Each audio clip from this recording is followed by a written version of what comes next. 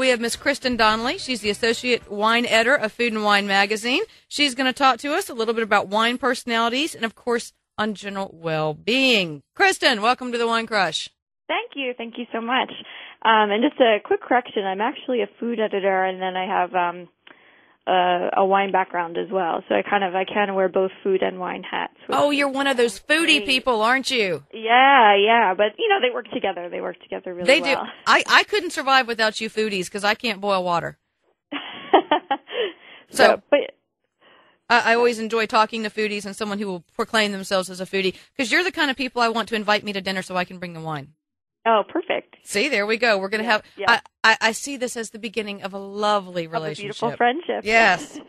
Well, Kristen, thank you for being part of the Crush today. What we were talking about throughout the show is drinking wine outside the home. And I am well aware that you took part of Food and Wine's Wine Personality Adventure.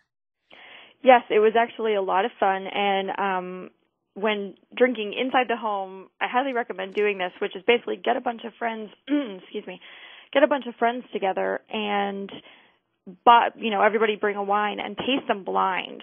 And that's really one great way to figure out what you like.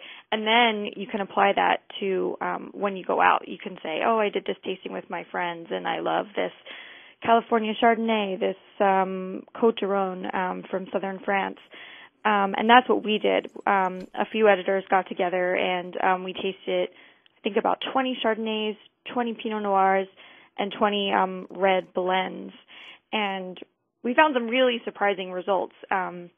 One being that there was a Chardonnay, the St. Francis Wild Oak Chardonnay that everybody loved. I mean, it was just, it's a $25 bottle of wine, so not cheap, but also a larger brand. So we were just surprised to see this larger brand kind of coming out on top. Just out of curiosity, why were you surprised to see a larger brand coming on top?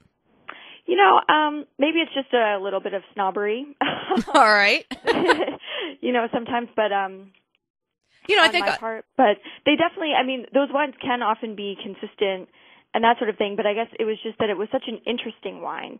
And I don't mean to knock St. Francis at all. In fact, I'm trying to praise it here, but it was just one of those, wow, not only is it a California Chardonnay, which in a way has fallen, it's not so trendy anymore. They're kind of out of fashion.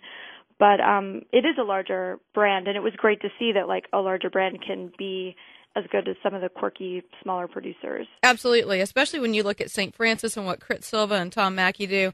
And, of course, Lori does a great job on their white wines. Wild Oak is their high-end entry. And when they start doing wines that have that great craftsmanship, that limited production, you can expect them to do something outstanding. Right. Like I said, it's probably just a little bit of snobbery on my part, but I was definitely like I love, weird French wines that nobody's heard of, and, but I was like, whoa, that's amazing. Well, hey, it's nice to know you can have a revelation. Hey, more interesting, I'm more curious about the types of wine personalities that came out of that tasting. That was obviously the focus on things. Tell me about the different personalities you found and how they apply, you think, to wine consumers. Sure, no problem. Well, I think that, I guess there were two major things. One is, are you somebody who likes to drink your wine with food, or does that not matter to you? And my coworker, another food editor, was definitely somebody who, she tastes the wine and she envisions it with what she eats immediately. So things that might have higher acidity, they don't bother her because she's like, oh, well, this would be great with something salty, something fatty. Our managing editor, she loves wine, but she's not, such a wine geek the way the rest of us are. Her reference is kind of cocktails, and she likes wine with food, but when she tastes wine, she tastes it for what it is on its own. So she tends to like the easier to drink, more fruity, So she takes each wine she takes wines individually. She doesn't necessarily look at it as a meld of different flavors, whether you're having that great Chardonnay, say with popcorn, or even something like lobster. So she looks at it for it to stand on its own, correct? Exactly. All right, well, tell us a little bit about your personality style. Well, my personality, I guess I tend to like earthier wines and more mineral wines, and sometimes those were a little more polarizing in the tasting, especially blind.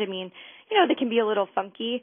But I guess maybe also because of my food background, I can taste what it would do with food. So I tend to, even though I like those when the wines, when I know what the wines are, in the end, that kind of showed through. For example, producer Terry Puzzola from the Loire Valley, he's a great kind of hipster winemaker, uses a lot of Cabernet Franc, doesn't he? A lot of Cabernet Franc, some Malbec. He does a few white varieties. And the wine I loved was his Pinot Noir from Touraine. And it was just a really pure wine, fruit, but very light and no oak influence. And I just thought it was a lovely little wine. Very straightforward and very much speaking of the ground. Kristen, I'm going to ask you a quick question as we move to close. What is the best piece of advice you can give for people drinking outside the home? I think best piece of advice is, especially at a wine bar, always ask to taste the wine first. Not only because you might not like it, but who knows how long it's been open and if you're sensitive to those kinds of things.